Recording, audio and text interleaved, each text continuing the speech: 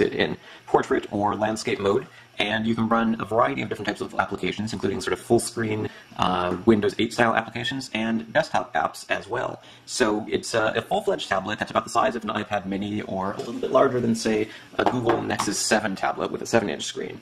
Similar in overall size and weight, so maybe a little bigger, a little chunkier. But if you wanted to, you could use it as an application, as an inexpensive tablet for Netflix and Kindle and these sorts of full-screen applications for watching movies, reading books, surfing the web, and so forth. Or you could run full desktop applications. We've got the Chrome web browser here, the OneNote application, and Microsoft Office as well. So it's pretty versatile and pretty inexpensive. It has a starting price of just about $300. This model has an Intel Atom Bay Trail Z374D processor. Atom sort of gets a bad rap. Over the years, it's been a lot less powerful than more expensive chips.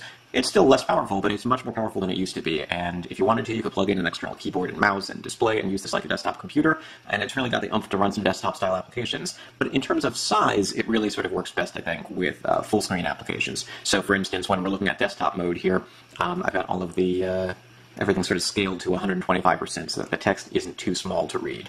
Let's take a quick look around the device. We've got volume buttons, power button, and with Windows 8 style apps, hitting the power button just sort of turns off the screen. So if you're listening to music, for instance, it'll keep playing. Over here, there's a little door that covers an SD card slot, and we've got a micro USB port. There's one more button up here, which is a Windows button, and you press that to bring up the start screen, sort of like the Windows button on a keyboard, and then there's a headphone jack, and that's about it. The micro USB port you'll notice here is the only port, so that's actually how you charge it, using just basically a standard USB style adapter, USB to micro USB. So it's very small, very portable. You'll want to use the included adapter if you want to charge relatively quickly. I found that it charges very slowly if you use third-party adapters.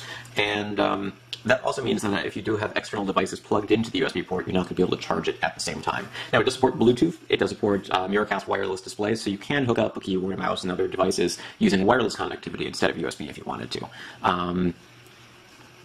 Let's see. Take a quick look at a couple of apps here. Like I said, we've got the Kindle application. It handles video just fine. It's got a 1280 by 800 pixel display. We're looking here at the weather application. You can see that overall things are pretty responsive. And let's go ahead and open up a book. Now, normally on a device this size, I find it comfortable to sort of hold this way and read, but because this is sort of widescreen, I feel like it's just